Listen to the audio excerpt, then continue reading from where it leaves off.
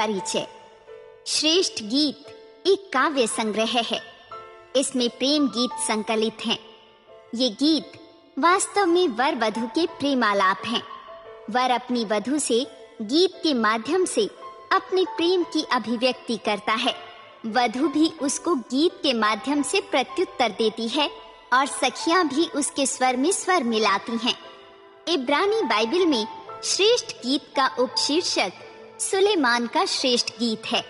हो सकता है कि ऐसे प्रेम गीतों की रचना में राजा सुलेमान का हाथ हो अथवा वो विवाहोत्सव के मंच मंडप का नायक माना जाता रहा हो। इन प्रेम गीतों की व्याख्या के संबंध में विद्वानों में मतैक्य नहीं है। कुछ लोग इन्हें मानवीय स्तर पर प्रेम संबंधी गीति काव्य मानते हैं। अन्य लोग श्रेष्ठ गीत को रूपक काव्य मानते हैं और उसमें आध्यात्मिक अर्थ देखते हैं। प्राचीन व्याख्याकार मानते हैं कि ये प्रेम परमेश्वर का अपने निज लोगों के प्रति है। होशे 2:16 से 19। उसी सोच विचार में भक्ति रस की भाषा में ये प्रेमालाप नया विधान के उस संबंध पर लागू किया जा सकता है जो प्रभु यीशु मसीह और उनकी भक्त मंडली के बीच में है। श्रेष्ठ गीत ग्रंथ अध्याय 1। शीर्षक राजा सुलेमान द्वारा रचित श्रेष्ठ गीत वधु और यरूशलेम की कन्याएं। काश तुम अपने ओठों से मुझे चूमते। तुम्हारा अधर अंगूर रस से अधिक मधुर है। तुम भिन्न भिन्न इत्र लगाए हो, उनकी महक कितनी तेज है। तुम्हारा नाम मानो उंडेला हुआ इत्र है, इसलिए कन्याएं तुमसे प्रेम करती हैं। मैंने कहा, मुझे अपनी अनुचरी बना लो।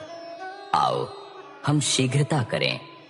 महाराज मुझे अपने कक्ष में ले गए और बोले, हम तुम में उल्लासित और आनंदित होंगे।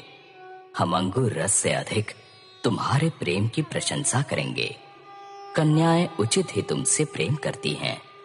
ओ यरूशलेम की कन्याओं, मैं केदार वंशियों के तंबुओं के सदृश काली हूँ, पर राजा सुलेमान के भव्य पर्दों के सदृश सुंदर हूँ। मुझे टेढ़ी नजर से मत देखो कि मैं रंग की सांवली हूँ, कि मैं धूप की झुलसी हूँ। मेरे सहोदर भाई मुझसे नाराज थे। उन्होंने मुझे अंगूर उद्यानों की रखवाली पर लगाया, पर मैं स्वयं अपने अंगूर उद्यानों की रखवाली न कर सकी। ओ मेरे प्राण प्रिय, मुझे ये बताओ, तुम अपनी भेड़ बकरियां कहाँ चराते हो? दोपहर में उन्हें आराम कहाँ कराते हो? मैं तुम्हारे साथियों के रेवड़ के आसपास घूंघट गाड़े हुए क्यों भटकती फिरूं? सखियां, ओ महासुंदरी, यदि तुझे अपने प्राण प्रिय का पता नहीं मालूम तो भेड़ों के पद चिन्हों का अनुसरण कर। चरवाहों के तंबुओं के पास अपनी बकरियों के बच्चे चरा। वर और वधु। वर, ओ मेरे प्रियतमा, मैं तेरी उपमा राजा फरो के रथ की घोड़ी से देता हूं। कहने से चढ़े, तेरे गाल कितने सुंदर लग रहे हैं। तेरी गर्दन में मूंगे के हार लटक रहे हैं। हम तेरे लिए चांदी के फूलदार सोने के आभूषण बनाएंगे। वधु, जब महाराज अपने दीवान पर बैठे थे, मेरी जटामासी अपनी सुगंध बिखेर रही थी। मेरा प्रियतम मेरे लिए लोबान की थैली है, जो मेरे उरोजों के बीच लटकती रहती है। मेरा प्रियतम मेरे लिए अनगेदी के अंगूर उद्यानों में लहकती मेहंदी के फूलों के गुच्छों के समान है। वर, ओ मेरी प्रियतमा, तू खूबसूरत है। तू कितनी सुंदर है। कपौतियों की तरह तेरी आंखें हैं। वधु, ओ प्रियतम, तुम सुंदर हो, तुम प्रियदर्शी हो। हमारा दीवान हरा है। हमारे महलों के शहतीर देवदार के हैं। हमारी छत की कड़ियां सनोवर की हैं। मैं शारोन की कुमकुम हूं। मैं घाटियों का सूसन फूल हूं। वर, जैसे झाड़ झंखाड़ों में सूसन खिलता है, वैसे ही मेरी प्रियतमा कन्याओं के मध्य सुशोभित है। वधु, जैसे वन वृक्षों में सेब, वैसे ही मेरा प्रिय युवकों में है। मैं उसकी छाया में हर्षित होकर बैठ गई। उसके प्रेम फल का स्वाद कितना मीठा है। वधु का प्रेम ज्वर। वधु, वो मुझे मैखाने में ले गया। उसके प्रेम की ध्वजा मुझ पर फहरा उठी। सखियों, तुम किशमिश खिलाकर मुझे बल दो, सेब खिलाकर मुझे तरोताजा करो, क्योंकि मैं प्रेम ज्वर से पीड़ित हूं। काश उसका बायां हाथ मेरे सिर के नीचे रहता और वो अपने दाहिने हाथ से मेरा आलिंगन करता। ओ यरूशलेम की कन्याओं, मैं वन प्रदेश की हरिणियों और मृगियों की तुम्हें शपथ देती हूं, जब तक प्रेम स्वतः न जाग उठे तुम उसे न उकसाना, तुम उसे न जगाना। मधुर भेंट की स्मृति। वधु, सुनो मेरे प्रियतम की आवाज। देखो, वो पहाड़ों पर कूदता, पहाड़ियों को भांता आ रहा है। मेरा प्रियतम मृग की तरह है। वो तरुण हरिण है। देखो, वो हमारी दीवार के पीछे खड़ा है। वो खिड़कियों की ओर ताक रहा है। वो झंझरी से झांक रहा है। मेरा प्रियतम मुझसे कह रहा है, ओ मेरी प्रियतमा, मेरी प्रियदर्शिनी, उठकर चली आ।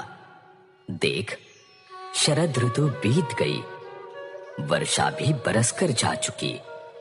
धरती पर फूल खिलने लगे, गीत गाने का समय आ गया।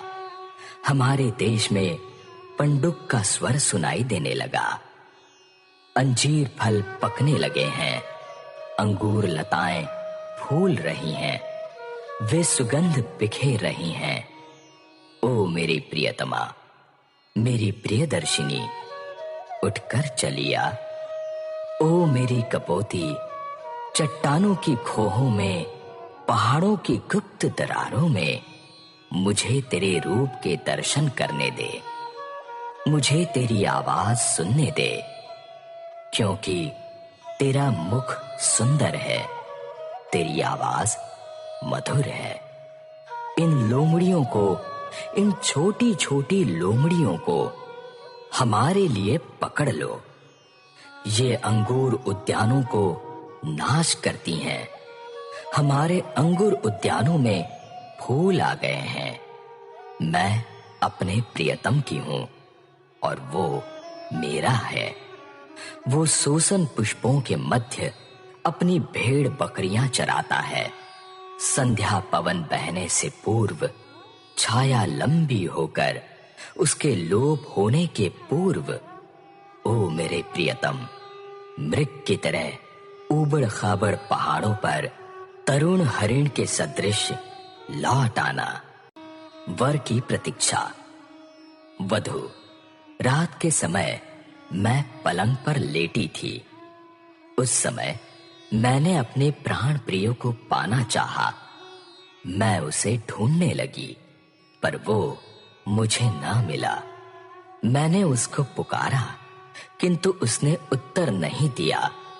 अब मैं पलंग से उठकर शहर में, गलियों, चौराहों में घूम घूम कर अपने प्राण प्रिय को ढूंढूंगी।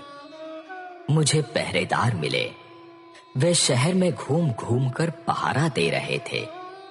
मैंने उनसे पूछा, क्या तुमने मेरे प्राण प्रिय को देखा है? मैं उनके पास से गुजरी ही थी कि मुझे अपना प्राण प्रिय मिल गया। मैंने उसको पकड़ लिया।